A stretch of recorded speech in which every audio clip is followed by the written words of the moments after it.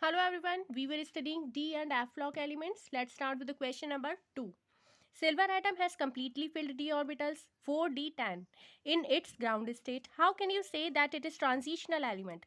Silver atom has incomplete d orbital in its oxidized state, so it is known as transition elements.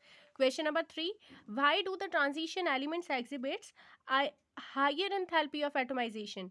Because of large number of unpaired electron in their atoms, they have stronger interatomic interaction and hence stronger bonding between atoms, resulting in higher enthalpies of atomization. Question number 4. In the series scandium is atomic number 21 to zinc scandium is atomic number 30. Atomization of zinc is the lowest, that is 126 kilojoule per mole. Why? Zinc atom has no unpaired electrons, therefore its metallic bonding is weak and hence zinc has lowest enthalpy of atomization in the series. Next question number 5. Name the transition element which does not exhibit variable oxidation states. Scandium atomic number 21 and zinc atomic number 30 that does scandium atomic number 21 does not exhibit variable oxidation state. ठीक है. Which of the 3D series of the transition metal exhibit the largest number of oxidation states and why? Manganese atomic number 25 because its atom has the maximum number of unpaired electrons. Question number 7. Why is the Cr2 positive reducing and Mn3 positive oxidizing when both have D4 configuration? Cr2 positive is reducing as its configuration change होती है from D4 to D3, the later having a half filled T2G level. On the other hand, the change from Mn3 positive to Mn2 positive results in the half filled D5 configuration which has extra stability. The reduction potential value of copper is this 0.34 volt. What is possibly the reason for this? The copper has higher enthalpy of atomization and ionization, therefore the high energy required to transform Cu to Cu2 positive is not balanced by its low enthalpy of hydration. Question number 9. How will you account for the irregular variation of ionization enthalpies, first and second? The irregular trait in variation of ionization enthalpy in the first series of transition elements varying degree of stability of different configuration. ठीक है. Transition elements की is due to varying degree of stability of different configuration. Question number 10. How would you account for the increasing oxidizing power in series VO2 plus Cr2O72 negative MnO4 negative? ठीक है. देखिए, this is due to the increasing stability of lower species to which they are reduced. Question number 11.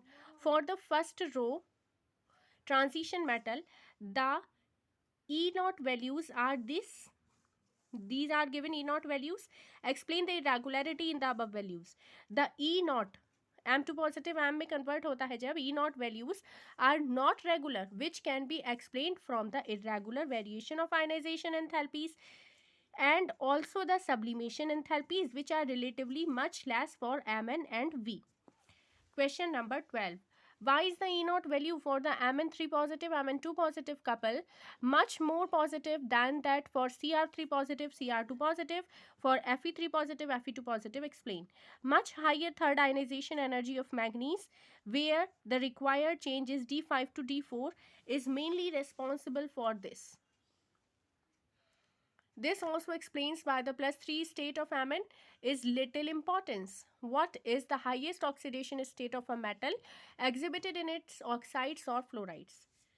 Oxides or fluorides are small ion because of a small size and high electronegativity.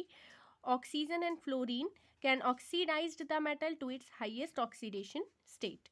Question number 14. Which is a stronger reducing agent, Cr2 positive or Fe2 positive, and why? Cr2 positive is a stronger reducing agent than Fe2 positive because D4 to D3 occurs in case of Cr2 positive to Cr3 positive, but D6 to D5 in case of Fe2 positive to Fe3 positive. In a medium like water, D3 is more stable as compared to D5. किसी medium में water की अगर हम बात करें तो D3 ज़्यादा stable है D5 से. ठीक है. Question number 15. Calculate the magnetic moment of a divalent ion in aqueous solution if its atomic number is 25.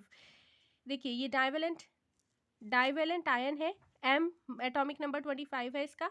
M2 positive करा तो ये 2 S के जो इलेक्ट्रॉन है ये निकल जाएंगे बाहर और ये 3d5 आ जाएगा. ठीक है.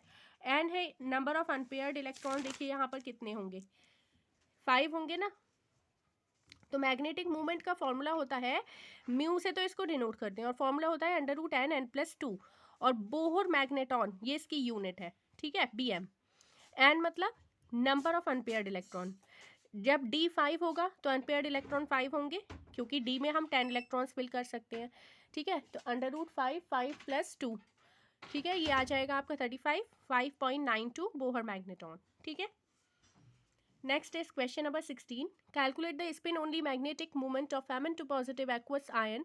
Z वैल्यू है 27. देखिए M27 दे रखी है हमें Z वैल्यू, तो हम इलेक्ट्रॉनिक कॉन्फ़िगरेशन इस तरीके से लिखेंगे. और M2 पॉजिटिव अगर हमें चाहिए तो उसमें से 2 इलेक्ट्रॉन इसके निकल जाएंगे और ये आ जाएगा 3d7. ठीक है.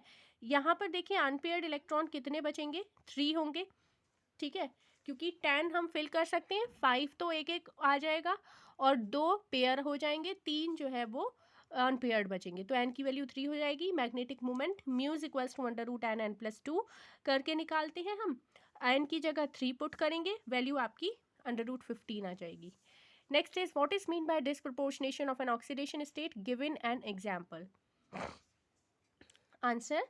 When a particular oxidation state becomes less stable reactive, less stable relative to other oxidation state, plus one lower one higher, it is said to undergo disproportionation. Self redox बोलते हैं इसको. जैसे ये एग्जाम्पल है इसका, देखिए MnO4 2 नेगेटिव. यहाँ पर तो Mn की ऑक्सीडेशन स्टेट है +6, यहाँ पर Mn की ऑक्सीडेशन स्टेट है +7 और यहाँ पर Mn की ऑक्सीडेशन स्टेट है +4. तो देखिए ये +6 से इंक्रीज भी हो रही है +7 में और डिक्रीज भी हो रही है +4 में. तो यहाँ पर इंक्रीज भी हो रही है ऑक्सीडेशन स्टेट, डिक्रीज भी हो रही है. यही एग्जाम्पल होता है डिसप्रपोर्शनेशन रिएक्शन का. सेल्फ रिडॉक्स भी बोलते हैं इसको. और यहाँ पर भी ये सेकंड एग्जाम्पल देख लीजिए. यहाँ पर +1 है ऑक्सीडेशन स्टेट कॉपर की.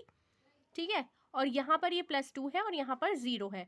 तो यहाँ से ये +2 में भी कन्वर्ट हो रही है और 0 में भी कन्वर्ट हो रही है. ठीक है. इंक्रीज भी हो रही है और डिक्रीज भी हो रही है.